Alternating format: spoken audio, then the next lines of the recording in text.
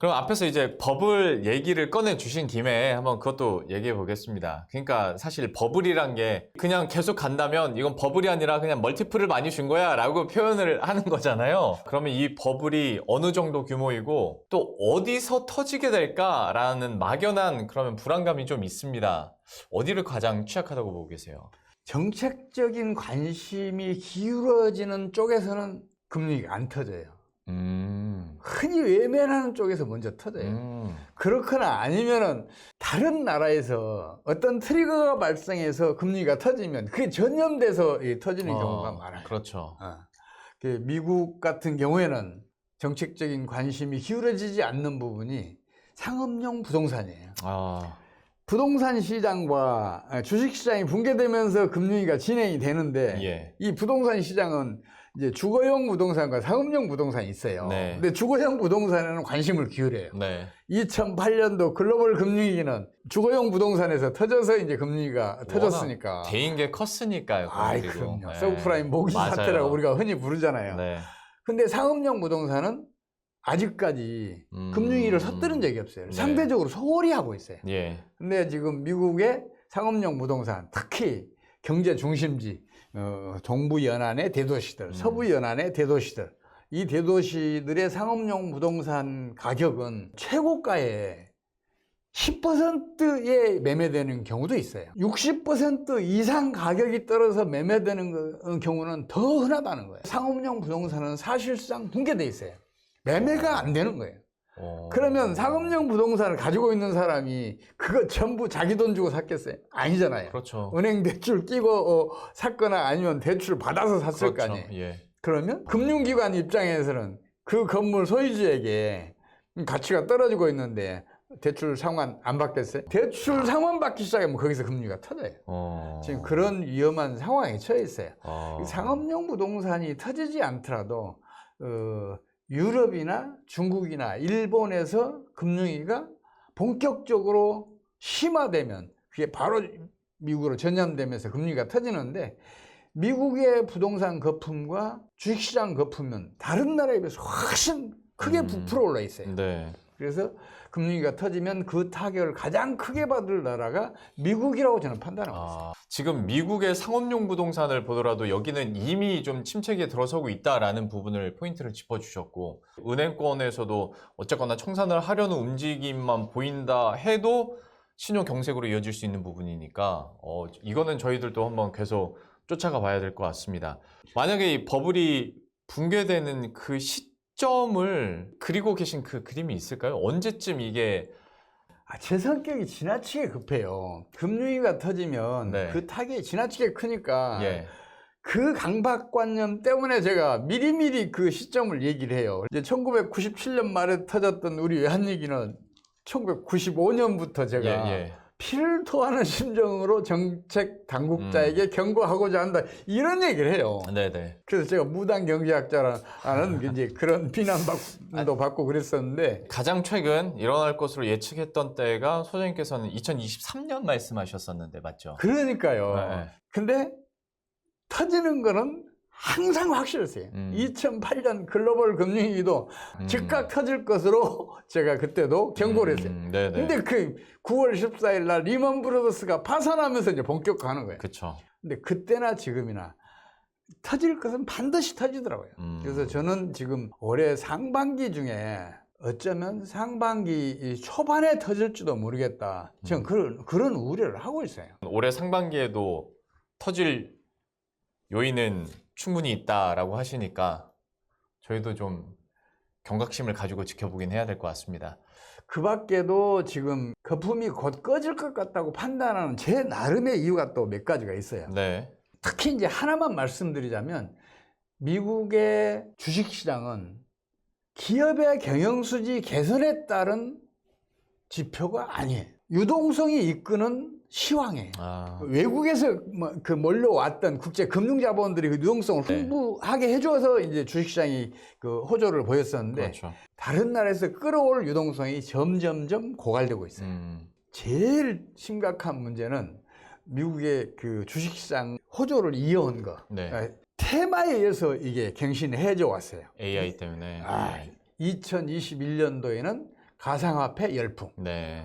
그리고 열풍이 꺼질 때쯤인 이제 2022년도에는 이제 전기자동차 배터리 산업 열풍. 또 이게 꺼질 때쯤 되니까 2023년 하반기부터는 AI 열풍이 불었어요. 네. 거기에 따라서 최고 기록을 갱신해 왔어요. 네. 그러면 다음에는 어떤 테마가 나타나서 그걸 이끌어가야 할 거 아니에요. 네. 근데 그런 게 안 보여요. 물론 AI가 지속적으로 주식시장을 이끌어 갈 수는 있어요. 네. 근데 AI도 지금 버블 단계에 왔다고 저는 보고 있어요. AI 반대쪽 하나의 가격이 수백만 원이에요. 네. 1,000만 원 넘는 것도 있어요. 네. 근데 이게 수십 개, 수백 개를 모아야 하나의 비즈니스 모델을 만들 수 있어요. 네. 그러면 그렇게 해서 만든 비즈니스 모델이 과연 이익을 남길 수 있나? 저는 부정적이에요. 그뿐만 아니라 AI가 제대로 역할을 하기 위해서는 데이터 센터가 정보를 그렇죠. 충분히 축적을 해야 되잖아요. 네. 데이터 센터의 규모가 우리나라 그 무역 전시장 그 규모가 더 커요. 또 전력 소비량은 서울시 전력 전체 소비량하고 맞먹을 정도로 커요. 네. 그 정도 엄청난 비용이 들어가는데 그 비용을 지불하고도 이익을 낼 수 있을지 의문이에요. 그래서 AI 반도체의 거품도 꺼지게 돼 있다고 저는 판단하고 있어요. 그래서 종합적으로 말씀드리자면 지금 미국 주식시장은 거품이 거대하게 형성돼 있다. 금융위기가 터지지 않을 수 없다고 저는 보고 있어요. 뭐 미국의 주요 대기업들이 정말 어마어마한 양의 투자를 하면서 또 그게 주식시장에서는 긍정적인 모멘텀으로 작용하며 또 주가가 급등하는 요인들이 됐었는데 이게 과연 수익성으로까지 이어질 수 있겠느냐에 대한 의문점은 여전히 남아있고 거기에 대해서도 소장님께서 또 얘기를 해주신 거니까 또 이 부분대로 제가 경계감을 갖고 한번 지켜봐야 될 것 같고요. 참 제가 하나 말씀 안 드린 게 있어요. 네네. 오늘 보니까 우리 환율이 트럼프 정권이 출범한 뒤로 계속 떨어져서 1430원대 네네. 여기까지 와 있던데 한때 1480원까지 갔잖아요. 맞습니다. 이 고환율을 언제까지 유지할 수 있느냐가 관건이에요. 우리나라는 지금 1998년 이래 경상수지가 매년 대규모 흑자를 기록하고 있어요. 네. 그렇다면 환율은 떨어지는 게 정상이에요. 그리고 한때 꾸준히 떨어지기도 했어요. 네. 근데 지금은 고공행진을 해요. 예. 그 이유가 우리 정부가 우리 경상수지 흑자를 해외로 유출시키는 정책을 펼치고 있어요. 경상수지 흑자를 즉각 해외로 유출시키니까 외환 수요는 있는데 환율은 올라갈 수밖에 없었죠. 예. 고환율 정책을 펼친 거예요. 우리 정부는 그래요. 수출만이 살 길이다. 환율이 높아야 수출이 증가하고 그래야 경기가 상승한다는 이야기를 해요. 네네. 근데 경상수지가 흑자인 경우에는 환율이 오르면 수출은 반드시 줄고 경제는 더 심화돼요. 네. 그러면 정책의 힘은 약해져요. 반면에 시장의 힘은 강해져요. 경상수지 흑자가 대규모니까 그만큼 외환이 국내에 추가로 유입된다는 얘기 아니에요. 네. 그럼 시장의 힘에서 환율은 떨어질 거 아니에요. 예. 정부가 강력한 환율 방어 정책을 펼치면 올랐다가 다시 시장의 힘이 강해지면서 또 떨어지고 이걸 반복해 왔는데 지금도 그렇게 갈 가능성이 굉장히 높아요. 우리 경제는 심화됐잖아요. 네. 그러면 환율 방어 정책이 힘이 약해질 거예요. 그러면 시장의 힘에서 환율이 떨어지기 시작하면 미국 투자는 환차손을 입어요. 네. 만약에 환율이 1,000원으로 떨어져 봐요. 그러면 환차손만 45%. 그래서 미국 투자하신 분들은 우리 환율에 대해서 주의를 반드시 기울이셔야 돼요. 환율이 상승하게 되면 미국 등에 투자하면 환차익을 노리잖아요. 네. 국내에서 축적된 금융 자본들이 미국으로 흘러갈 거 아니에요. 그러겠죠. 그러면 당연히 국내 유동성은 수축이 되고 경기는 급강한단 말이에요. 네. 제가 이런 얘기를 하니까 정부에서는 그런 얘기를 해요. 수출이 GDP의 절반에 육박하는데 수출을 늘려야 경기가 상승할 거 아니냐고. 수출은 매출 총액이에요. 네. GDP는 부가가치 총액이란 말이에요. 네, 네. 기준을 일치시키면 수출은 GDP의 10% 내외에 불과해요. 반면에 내수가 90%란 말이에요. 그러면 GDP의 90%를 차지하는 내수는 환율이 떨어질 때 확장이 되겠어요? 아니면 올라갈 때 확장이 되겠어요?